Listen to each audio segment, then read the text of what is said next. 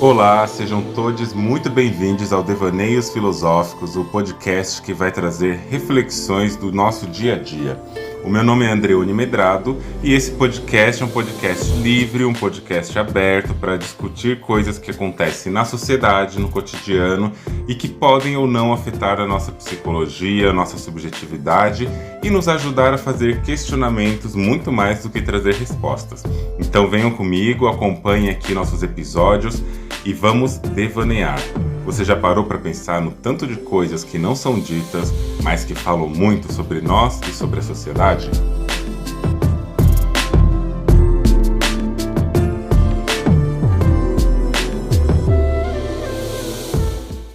Quando a gente vê uma série de atentados que acontecem socialmente, uma série de fake news, a grande mobilização, principalmente da extrema-direita, em relação a catástrofes ambientais, como a gente vê acontecendo agora no Rio Grande do Sul, mas que já aconteceram em outros estados do Brasil e outros lugares do mundo.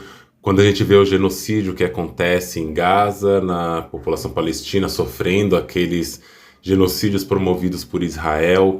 Quando a gente olha um pouquinho mais recente na história da humanidade e percebe, por exemplo, a pandemia da Covid-19 que aconteceu ali a partir de 2020.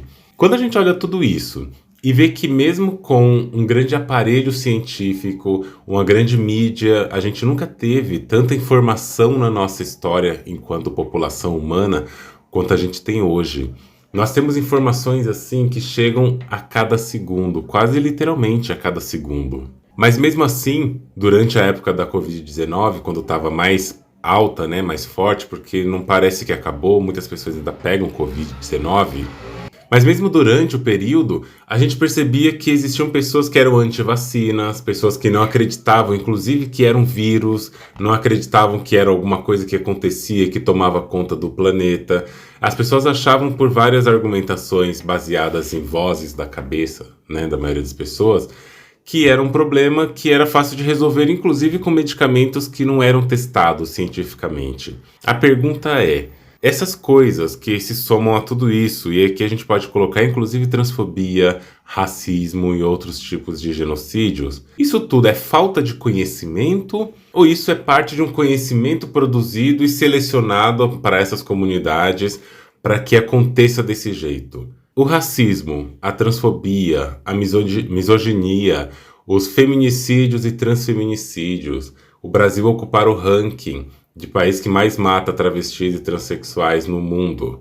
Isso é uma falta de conhecimento ou isso é parte de um projeto político? Essa pergunta eu coloco porque tem tudo a ver com o tema desse episódio, que é nada mais, nada menos do que a ambivalência do conhecimento. Muitas pessoas tendem a chamar de burras as pessoas que são extremamente conservadoras, as pessoas que têm ali no conservadorismo uma maneira de legitimar um fundamentalismo, seja ele religioso ou político, e a partir desse fundamentalismo baseado num dogma, as pessoas insistem em colocar projetos que são contra a liberdade de expressão e a liberdade de vida de muitas pessoas. E a gente não pode pensar que essas pessoas são burras necessariamente. Elas fazem escolhas e a maioria dessas escolhas são escolhas políticas.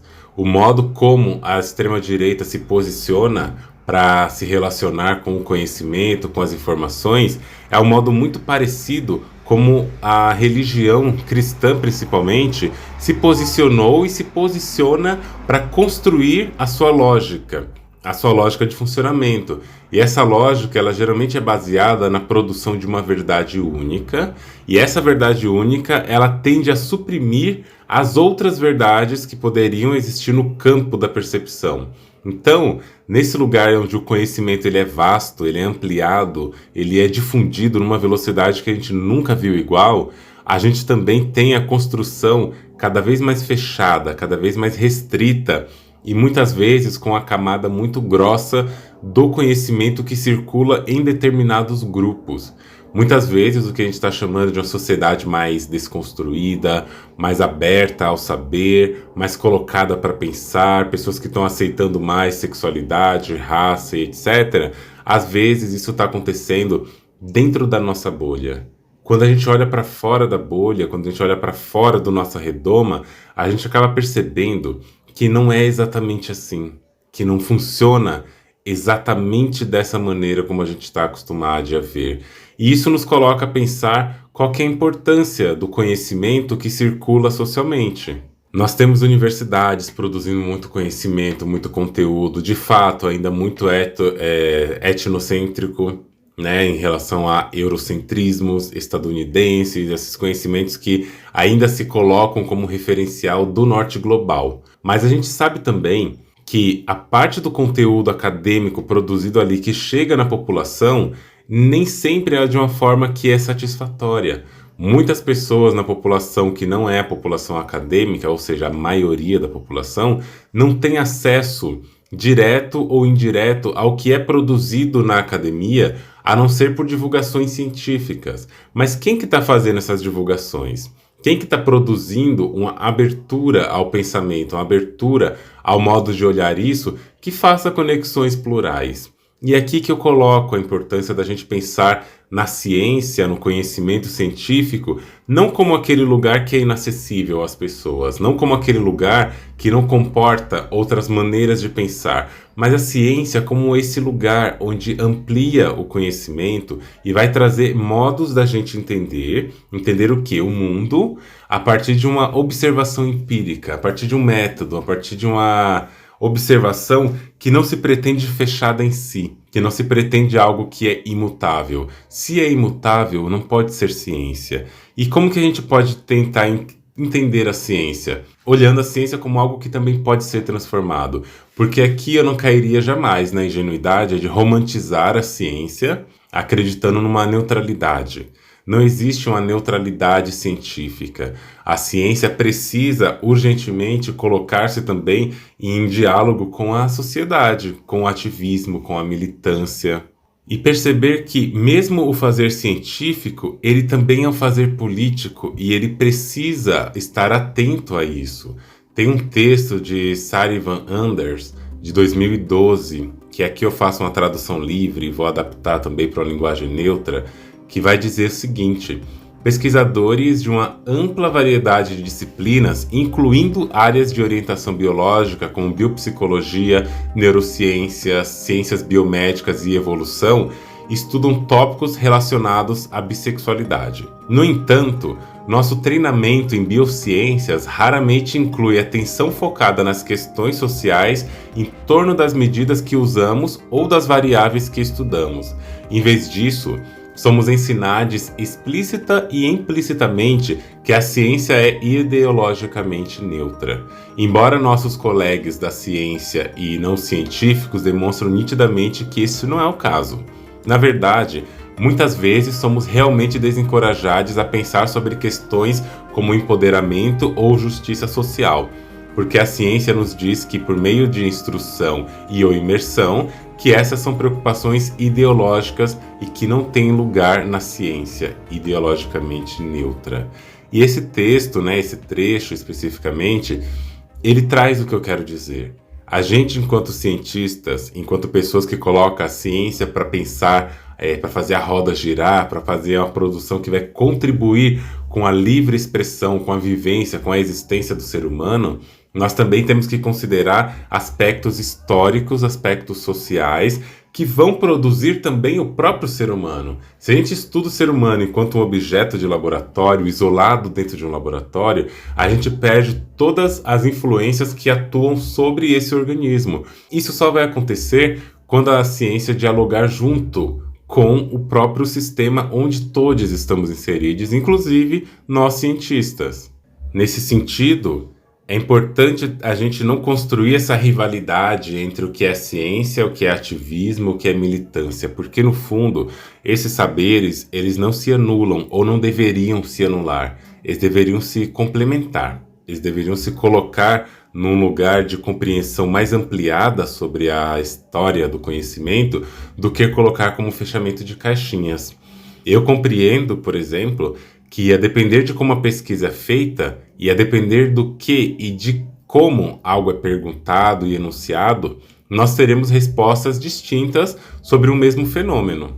Eu diria ainda que eu compreendo que uma das riquezas das pesquisas empíricas e científicas é fornecer evidências para a compreensão dos fenômenos. Aqui, por exemplo, como eu sempre falo nesses episódios do meu podcast, nos meus lugares de produção de conhecimento, sobre sexualidade, gênero e raça, né? Então, tudo isso vai contribuir para a maneira como a gente olha e compreende todos esses níveis de conhecimento, esses tipos de conhecimentos. Apesar disso, eu não vou deixar de ressaltar a importância de termos diálogos mesmo entre ciência, ativismo e militância. É importante a gente ter isso. E como eu destaquei nessa citação que eu acabei de fazer, que abre, né, um pouco o nosso panorama sobre isso, existe mesmo essa tendência na formação de pessoas cientistas de acreditar numa suposta neutralidade científica. Neutralidade essa que eu já falo, eu acredito que não existe.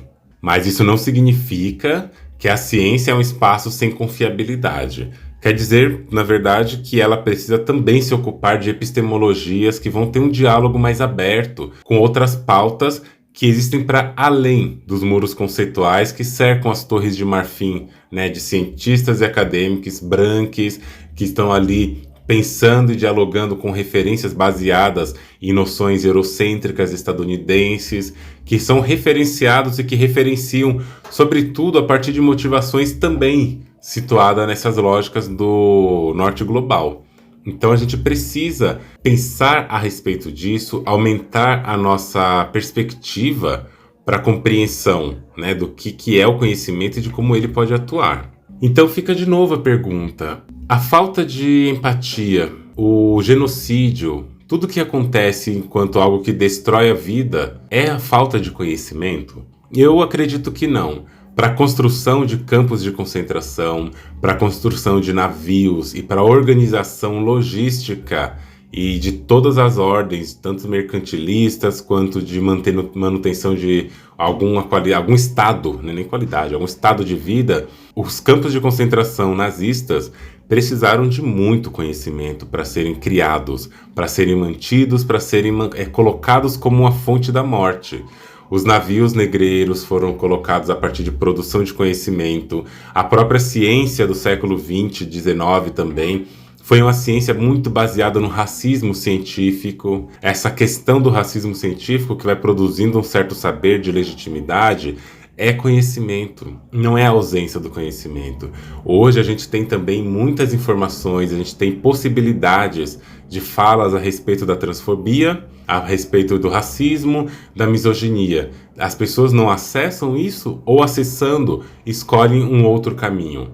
O conhecimento ele é ambivalente, ele não funciona apenas numa orientação. Nem todo mundo que tem conhecimento vai usar esse conhecimento em prol da vida, e nem todo mundo que não tem os conhecimentos que a gente acredita que são conhecimentos de ponta, vamos chamar assim, são pessoas ignorantes. Porque a gente corre um certo risco, né, de essencializar o ser humano e de colocar também um lugar elitizado ou então um lugar de preciosismo, onde pessoas que não pensam, que não leem, que não estudam, são pessoas fadadas a serem facilmente alienadas, facilmente corrompidas e assim por diante.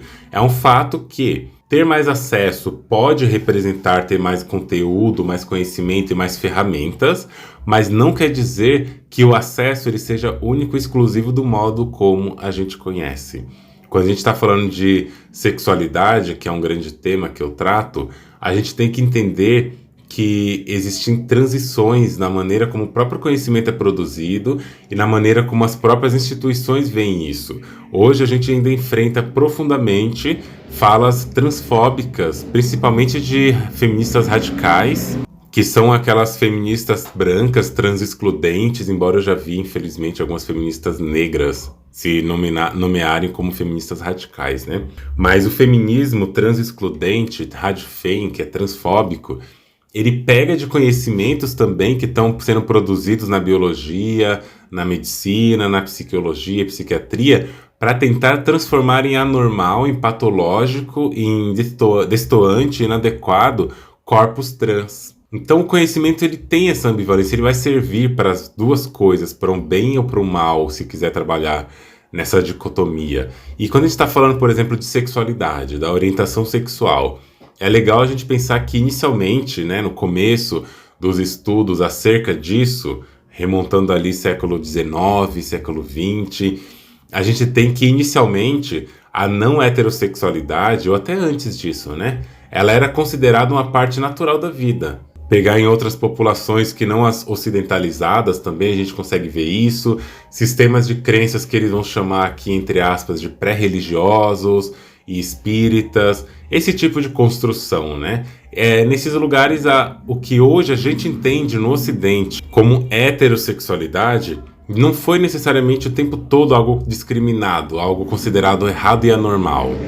Só que depois, devido ao surgimento e à consolidação de sistemas religiosos que enfatizam padrões morais, sobretudo a partir de alguns monoteísmos, né, quando a gente tem o cristianismo, islamismo, judaísmo, nesses lugares com mais preponderância, essa purificação do corpo, essa colocação do corpo vai, a partir dos anos e dos séculos, sendo colocada como um lugar onde existe uma purificação e um pecado. E a heterossexualidade é colocada como o único possível. O homem e a mulher, ele e ela, né? Tudo que está fora disso é considerado errado. Então, assim, o conhecimento também está em trânsito, também está se transformando no tempo. E se por um lado, né, no decorrer dos anos, essas orientações sexuais que não são heterossexuais foram patologizadas, tidas como uma doença, um distúrbio mental, influenciadas pelo campo da medicina, incluindo psicologia e psiquiatria, por outro lado, e aqui representando um ganho sociopolítico, recentemente em certas comunidades, essas orientações começaram a ser vistas como parte da diversidade natural do comportamento animal, incluindo, né, o comportamento humano, porque nós também somos animais. E é a partir desse conjunto robusto de estudos sobre sexualidade humana, ao qual eu acredito que o meu conteúdo, o meu conhecimento se soma e se produz junto com essa gama de saberes, é possível notar a importância de pesquisas científicas, mas também eu vou sempre reiterar, né, de base ativista e militante, na produção de mudança significativa na maneira de como essas diferentes orientações sexuais são percebidas e aceitas. E aqui vale reiterar, né, com essas mudanças que a gente tem no modo de construir o conhecimento, de entender o conhecimento, e nesse sentido, falando, né, da sexualidade, das orientações sexuais, a gente tem, por exemplo, o progresso rumo à tentativa de despatologização das sexualidades e das identidades de gênero. A exemplo, né, dos termos homossexualismo e transexualismo, que atualmente não estão mais inseridos na lista médica de distúrbio de orientação sexual ou de distúrbios e transtornos mentais, assim como também a gente tem a ampliação de políticas públicas que buscam garantir um direito de expressão e vivência das pluralidades sexual e de gênero. Isso é fundamental quando a gente olha o conhecimento produzido, seja na ciência ou no ativismo e militância, sem querer fazer uma separação muito rígida, quando a gente vê isso acontecendo com maior força e com uma parceria entre as diferenças, né? Infelizmente não é assim em todos os países, ainda tem países, alguns países da África, Oriente Médio, que ainda vão criminalizar as relações e as práticas não heterossexuais, mas é importante pensar como que o conhecimento é usado aqui para isso e para lá também tem um certo tipo de conhecimento e saber que fundamenta essas proibitividades. Sem dizer, né, no campo clínico, estudos como esses que buscam combater a noção de que existe uma cura para quem tem uma sexualidade que não pertence à heteronormatividade cisgênera, afinal a gente não pode curar aquilo que não é doença. Então, assim, essas mudanças recentes na percepção e aceitação das diversas orientações sexuais, identidade de gênero, gostos e etc., em partes impulsionada pelas pesquisas científicas, destaca a importância e a necessidade contínua de estudos cada vez mais aprofundados. Mas aí, de novo, a gente tem que pensar, né? Como que esses estudos vão ser conduzidos, quais são os grupos inseridos nesses estudos, porque não adianta também a gente falar de uma psicologia, de uma psicanálise, de uma psiquiatria, onde os estudos empíricos e científicos são feitos com populações brancas, com populações cisgêneras, com populações heteronormativas. Se isso não acontece de um modo que abarque outras realidades, como que esse conteúdo, como que esse conhecimento vai ser aplicado para outras pessoas, para outras vivências, para outras maneiras de existir e de conhecimento do mundo. O conhecimento ele é ambivalente não só no sentido de que existe um grupo, vamos colocar, por exemplo, de esquerda e de direita, que vai usar o conteúdo de um modo diferente. Não, ele é usado de modo diferente, inclusive dentro da própria academia, inclusive dentro da própria militância, do próprio ativismo. E dentro de várias comunidades que podem estar se baseando no mesmo tipo de conhecimento. O que é importante, então, é a gente entender, primeiro, que o conhecimento ele é, mais uma vez, ambivalente, ele está em trânsito, ele não deveria ser feito para prender, para aprisionar o nosso modo de compreensão do mundo. Ele não deveria ser colocado nesse lugar de rigidez, onde nós vamos construir um saber que a partir de um certo conhecimento ele não pode se transformar, que ele tem que ser fechado. Eu falo e repito que a gente precisa compreender a importância de produzir o nosso conteúdo sem que esse conteúdo nos transforme em pedras. Teorias e conhecimentos eles vão servir, na melhor das hipóteses, para ampliar a nossa percepção acerca do mundo e da vida. E na pior das hipóteses, eles vão cumprir fundamentalmente o papel de limitar a nossa atuação existencial, produzindo dogmas e estamentos. Por isso que nós temos que entender o conhecimento, a sabedoria, a ciência, o saber acadêmico-científico e, sobretudo, o saber popular, o saber de povos originários, o saber que é militante e ativista, como formas diferentes e plurais e que se complementam na produção do conhecimento. Quando aquela frase atribuída a Francis Bacon, que é conhecimento é poder, quando ele fala aquilo, muita gente pode interpretar como algo mais elitista, ou então mais neoliberal, de que você tem que saber muito, você tem que estudar muito para você poder ter um poder. Mas é muito além disso. O conhecimento ele é um poder enquanto uma ferramenta. O conhecimento ele é um poder porque deter um conhecimento e manipular esse conhecimento, instrumentalizando certas populações, isso é uma relação de poder geralmente assimétrica quando feita desse jeito. Uma sociedade, um estado, uma crença, uma religião que, por exemplo, controla e consegue controlar a sexualidade das pessoas é uma instituição que vai controlar a população, que vai controlar as pessoas.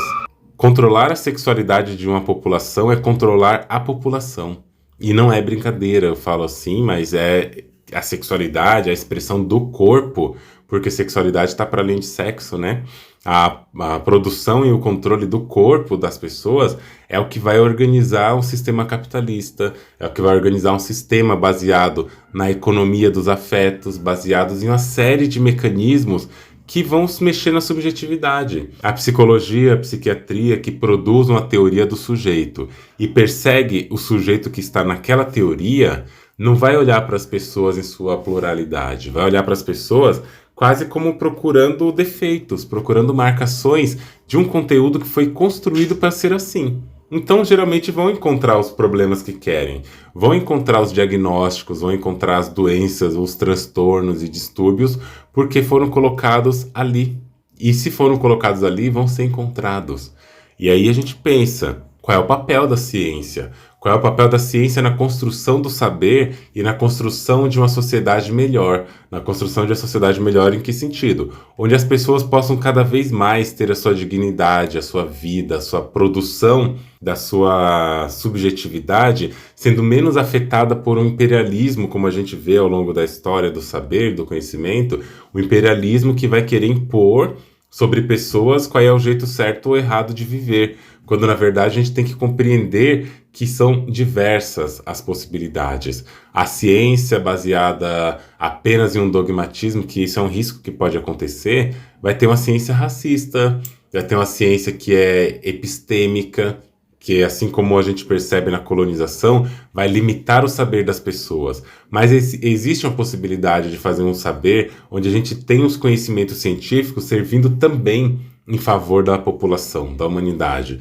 Quando eu falo muito sobre gênero, sobre sexo, sobre raça e essas coisas, a gente percebe os conhecimentos científicos produzindo essa nomeação de que, primeiro, não existe raça. A biologia já derrubou essa noção de raça há muito tempo. O racismo ele vem por conta de proposições políticas e geopolíticas também.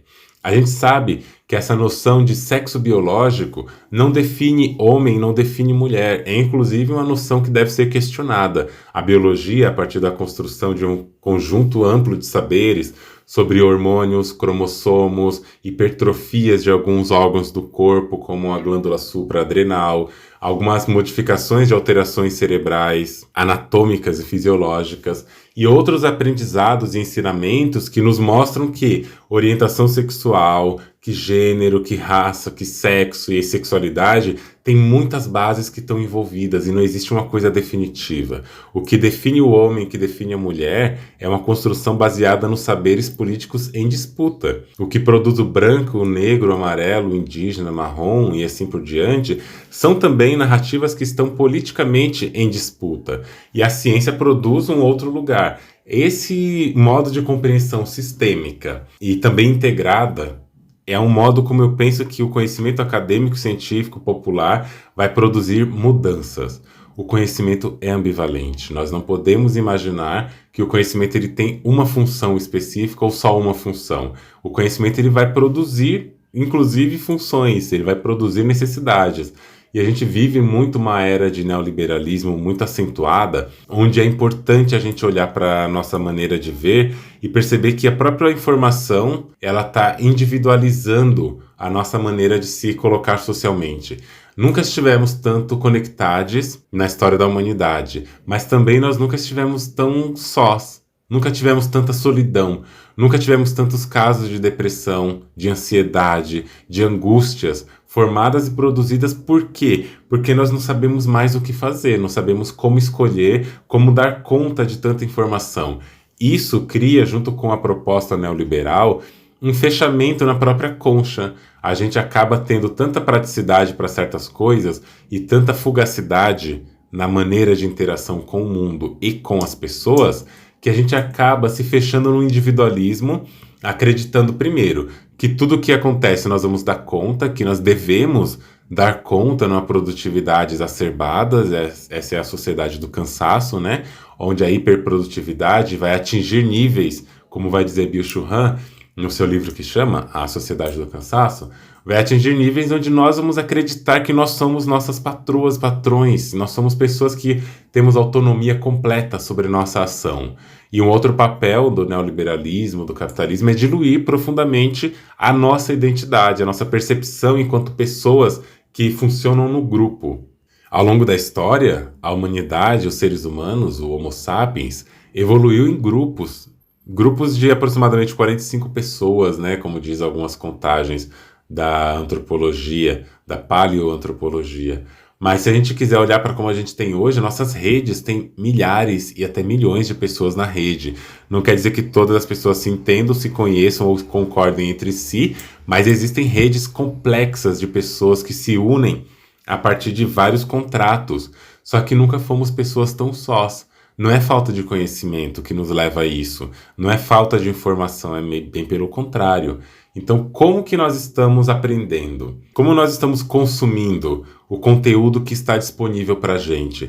Nós estamos nos fechando naquilo que nos apresentaram como única possibilidade e colocando isso num lugar primordial de verdade absoluta? Ou nós estamos pegando esses conhecimentos, essas construções acadêmicas, científicas, mas também de saberes populares e ativistas militantes, e colocando num lugar onde elas podem dialogar e podem, inclusive, ampliar nosso olhar, reinventando formas de saber. O corpo individual, a nossa vivência individual e a nossa vivência coletiva são grandes experimentações que a gente faz. A nossa identidade de gênero, por mais que se tenha saberes sobre fisiologia de um corpo com pênis ou de um corpo com vagina, por mais que tenha fisiologia sobre um determinado cérebro, sobre um determinado funcionamento de órgãos e sistemas, a gente sabe que isso varia e que muitas variações diz respeito à vida. E elas são possíveis porque elas existem. E a gente precisa entender como observar isso, como compreender sem excluir. A identidade, as diferenças, as singularidades, elas não precisam entrar como algo a ser homogeneizado. Precisa ser algo entendido como o plural que pode existir. Muitas vezes o discurso sobre diversidade, sobre pluralidade, é muito mais no lugar de colocá-los como os diferentes. Existem os normais e existem os diversos. Estes normais significam aquilo que é certo e o mais adequado. O diverso quer dizer que não vamos matar, não vamos excluir, mas não são iguais a gente. Sendo que no fundo todo mundo é diferente, tudo é diferente, e o saber, essa ambiguidade, ambivalência do saber e do conhecimento, eles vêm para mostrar que o mundo é muito, muito maior do que o nosso quintal. Então, se a gente quiser pensar mesmo como que a gente adquire um conhecimento para nos tornar pessoas mais instruídas, a gente também tem que saber que conhecimento é esse e que instrução é essa que a gente acredita que devemos buscar. Porque, no fundo, esses devaneios que acontecem aqui não são também para trazer verdades absolutas, são para ser questionados, são para ser derrubados, se preciso for. Mas também são para mostrar para a gente o quanto a gente está numa bolha, o quanto a gente pode observar ao nosso redor e perceber que a gente consome por anos o mesmo tipo de conteúdo, a mesma coisa. A gente tem uma rotina de conhecimento que ela é quase estática.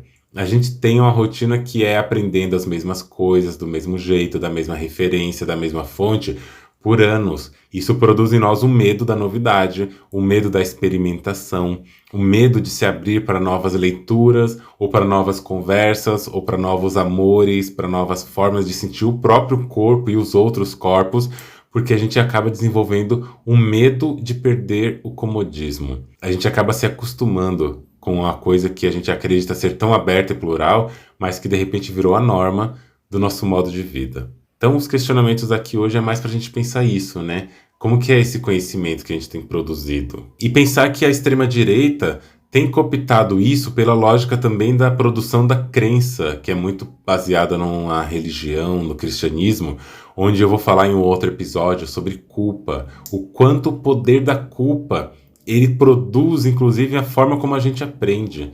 Aí é muita subjetividade, que eu não vou falar aqui agora, mas que é para pensar como que a extrema-direita, a religião, consegue angariar tantas pessoas, tantos corpos para produzir a coisa que produzem, mesmo enquanto fake news, mesmo enquanto morte, mesmo enquanto segregação.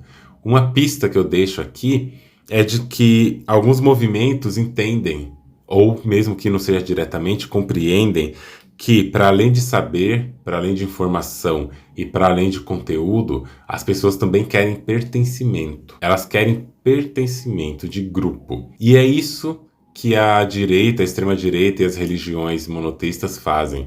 Elas oferecem para a pessoa, primeiro, um lugar de acolhimento. Ela oferece um lugar de acolhimento subjetivo e, junto com esse lugar de acolhimento subjetivo, ela oferece uma identidade. E isso aí é muito importante para o ser humano.